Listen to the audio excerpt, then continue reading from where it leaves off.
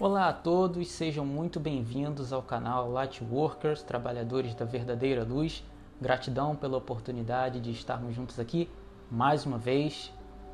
Invasão alienígena para o final desse ano, pelo menos é isso que alguns veículos de comunicação internacionais começaram a anunciar, né? A gente vê aqui que o The Economic Times deixou assim escrito: é um cometa, uma sonda ou alguma outra coisa? Conheça o 3I Atlas, o estranho objeto interestelar que está deixando todo mundo confuso. O First Post colocou da seguinte forma: invasor interestelar? A Terra está em perigo? E o Hindustan Times também colocou assim: nave alienígena espacial hostil atacará a Terra em novembro? Estudos fazem descoberta chocante. Então a gente vai destrinchar isso aí já, mas antes a gente vai dar aquela passada rapidinha nos comentários do vídeo anterior, tá certo? Então deixando aí na tela para vocês, o primeiro comentário é da Jaqueline, que deixou assim pra gente: Lucas, em relação ao conteúdo, surgiu uma dúvida. É possível pessoas coexistirem em dimensões diferentes no mesmo planeta, como pessoas em 3D, 4D e 5D na mesma coexistência no nosso planeta? Jaqueline, muito obrigado pelo seu comentário. É sempre gratificante para a gente ter a oportunidade de esclarecer e aprender também com vocês, né?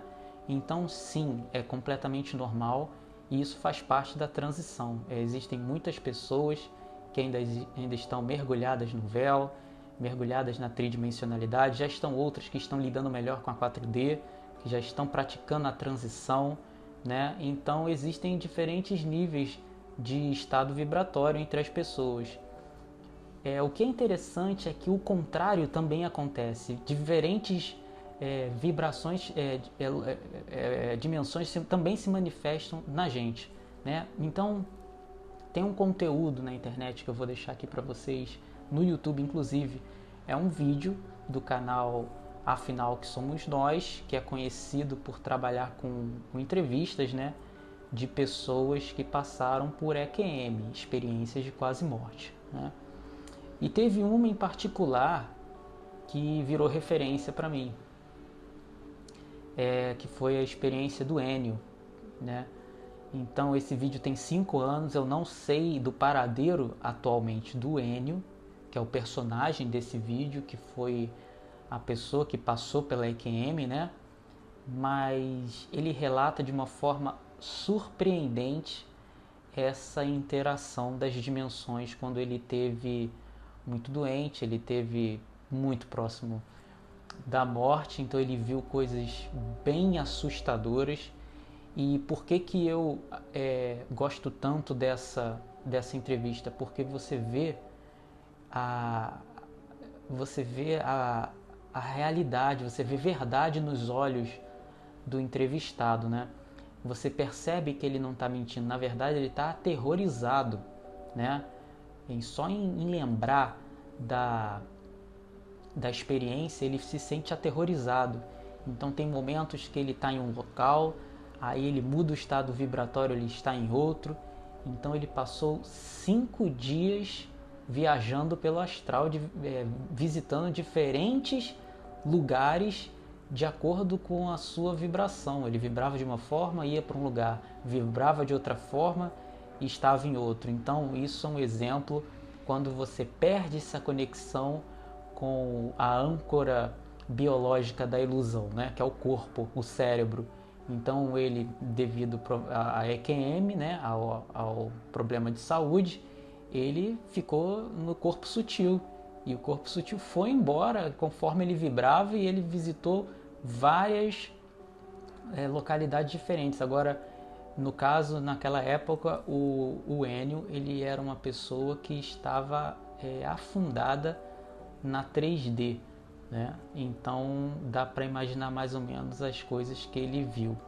Então é uma entrevista muito interessante. Eu vou deixar o link desse vídeo do canal Afinal que Somos Nós, que é um episódio que eu gosto muito e que agrega bastante, né, no nosso conhecimento, tá bom? Muito obrigado pelo seu comentário, Jaqueline.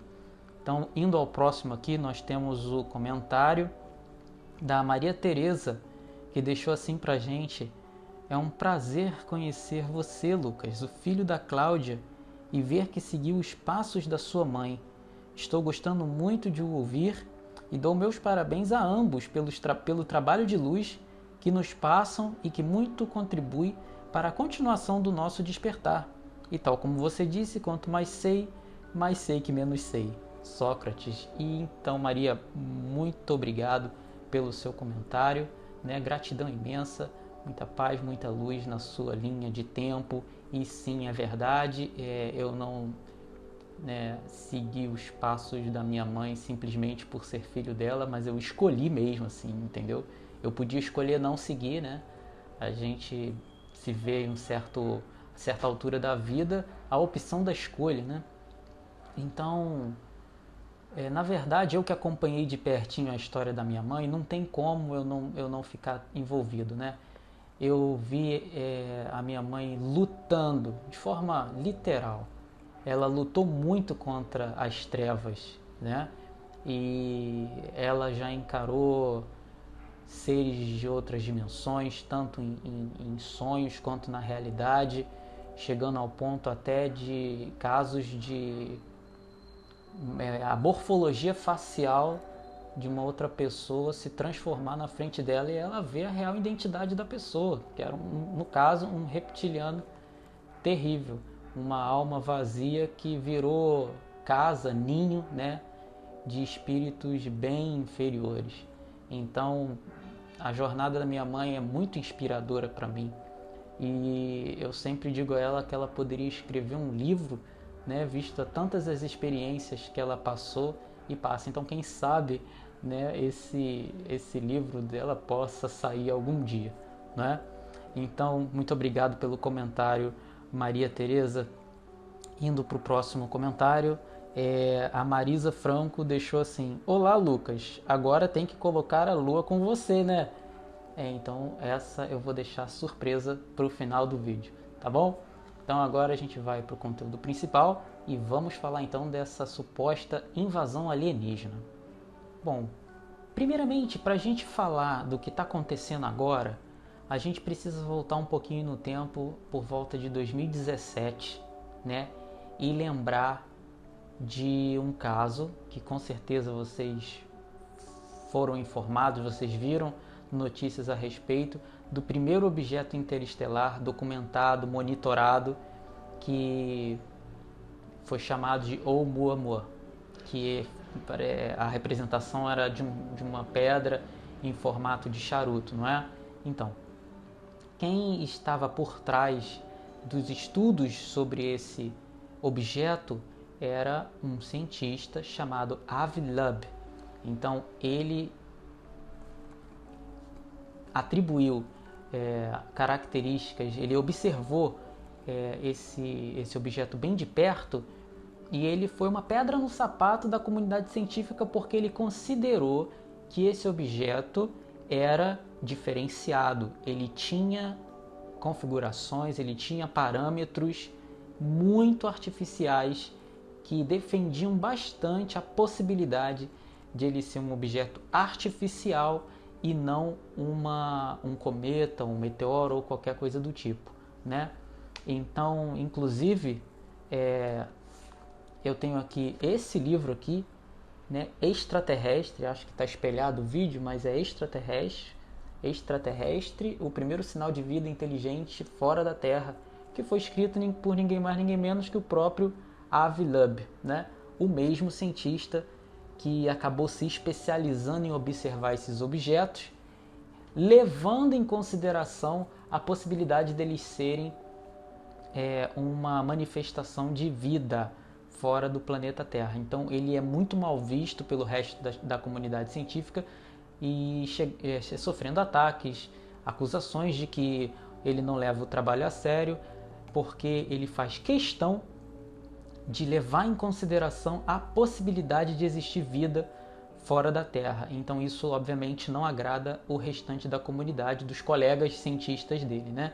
Então na época ele fez um estudo, ele e sua equipe monitoraram o Oumuamua de perto, né, e verificaram coisas muito estranhas. Então primeiro que se você ler esse livro dele aqui, não tem como você acreditar mais que esse objeto tenha sido que tenha sido natural, um cometa ou qualquer coisa do tipo, né? Ele faz questão de explicar por A mais B. O livro ele tem uma pegada bem científica, mas é interessante porque não deixa dúvidas, né? Ele é bem convincente nos argumentos. Então ele explica direitinho pra gente o porquê desse objeto não ser considerado por ele e por sua equipe apenas um cometa, e sim uma sonda extraterrestre, literalmente.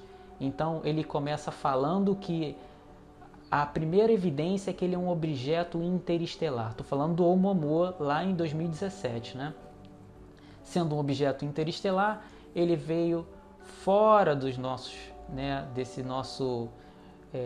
do nosso quintal, digamos assim, né? Então ele teria que ter vindo de outra estrela. Para começar, e aí já tem um primeiro problema, que a sua trajetória vem de um ponto invisível. A trajetória dele não é como se estivesse vindo de nenhuma estrela por perto. Vem de um ponto invisível que não tem estrelas. Então é muito provável que ele tenha sido soltado de algum outro objeto, de um outro corpo maior, de forma deliberada, ou seja, de forma proposital, não é? E a outra evidência é que o formato desse objeto. Então ele defende que o formato era assim, alongado, né? Como esse livro aqui, como se fosse um charuto, né? Muito alongado e fino, ou em forma de panqueca, tipo assim mesmo, né? Achatado. Então, o primeiro problema, que foi com a trajetória, que ele vinha de um ponto invisível, e o outro problema, logo de cara, que eles observaram foi a questão da sua luminosidade, né? Então ele tinha momentos que refletia muitíssima luz do sol e momentos que ele refletia pouca luz do sol. Então dava a ideia de que ele se movimentava dessa forma assim, ó. Reflito pouca luz, reflito muita luz. Reflito pouca luz, reflito muita luz, né? Induz que ele tem um formato achatado e que ele girava, né, em torno de si mesmo de forma muito frenética. Então ele tinha um formato peculiar que era completamente fora de qualquer padrão já visto em meteoro e em cometas que os estudos científicos observaram nos últimos anos. Então o Oumuamua ele também sofreu, o mais incrível é que ele sofreu um aumento de velocidade enquanto estava sendo arrastado pela gravidade do Sol. Olha que coisa contraditória, quando você está sendo puxado pela gravidade do Sol é o momento em que você mais ganha velocidade. Então a hipótese de que ele seja uma vela solar alienígena. O que é a vela solar? É um objeto que absorve a luz do Sol e através dessa energia ele transmuta em velocidade. Então é um objeto pré-programado, consciente, com uma trajetória planejada que atravessou o nosso sistema solar, né? Então o Avi Loeb, esse cientista, ele junto com sua equipe monitorou bem de pertinho o Oumuamua, que durou alguns dias, né, a sua passagem, e ele fez esse apanhado sobre esse objeto e ele não foi muito bem visto, né, obviamente, pelos seus colegas cientistas. E agora nós temos mais um objeto, que é o 3I Atlas, né, que seria uma espécie de irmão aí do Oumuamua, né? E temos mais algumas evidências estranhas sobre esse novo objeto, né? Então, a primeira delas é que novamente é um objeto interestelar, ele veio de fora. Olha só que coincidência, né? Tivemos o primeiro, ainda tivemos um segundo, esse é o terceiro, né?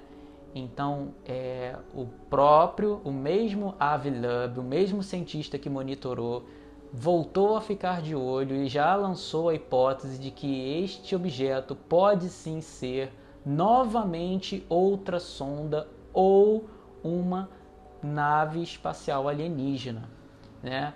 E por falar isso, obviamente, por só vislumbrar a ideia dessa questão, ele já é atacado ele já tem a sua credibilidade atacada, porque os cientistas não gostam de associar esse tipo de fantasia à ciência. Na verdade, eu tenho uma utopia que eu penso que se a nossa ciência um dia considerar, né, a espiritualidade, considerar o espírito como matéria de suas equações, eu tenho certeza que seria um salto quântico para a humanidade em avanço científico e espiritual, se a ciência trabalhasse junto com a espiritualidade. É muito mais fácil aqui, de repente, conversando com vocês, explicar um assunto científico, e a aceitação vai ser muito melhor do que eu chegar para um cientista e conversar sobre espiritualidade.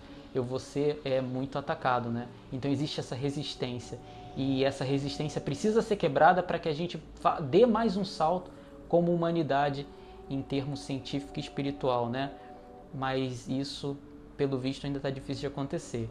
Então esse novo objeto, novamente, repete um pouco dos padrões do Oumuamua. Então esse 3i Atlas, ele tem uma trajetória orbital extremamente rara, que corresponde à aleatoriedade de 0,00005% de chance.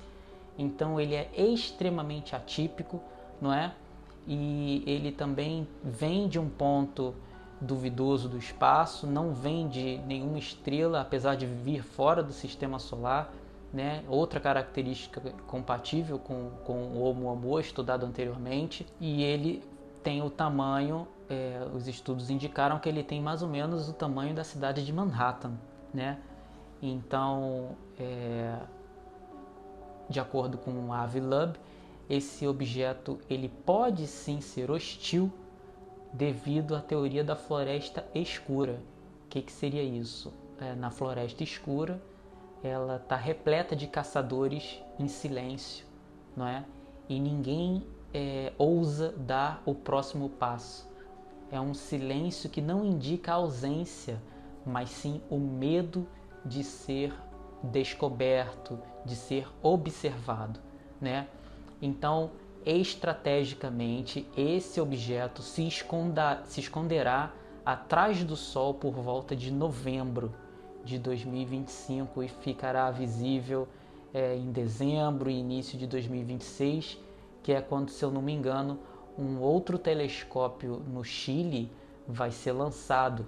É o mais potente de todos, não me vem o nome dele agora na mente, mas esse telescópio ele vai ser primordial para poder desvendar certos mistérios, inclusive sobre estes objetos que estão atravessando o nosso sistema solar. É interessante ver a coincidência do contexto do planeta, né? Uma situação geopolítica completamente instável, uma terceira guerra mundial que está flertando com a realidade, né?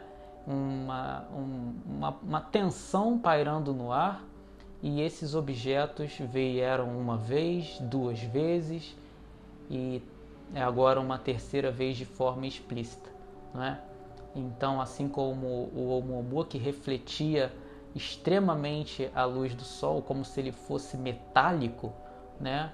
Então esse objeto também possui características similares, e certamente nós teremos mais notícias desse objeto conforme o tempo for passando, e o Avi Loeb vai continuar monitorando, e a gente, de acordo com as novidades, nós não vamos deixar em hipótese alguma de trazer aqui para vocês, tá bom? Então, desde já agradeço muito pelo seu tempo, pela oportunidade de estar aqui com vocês. Gratidão, que a verdadeira luz possa iluminar o nosso caminho mais uma vez. Oi todo mundo, olha eu aqui, tudo bem com você? Essa é a Lua.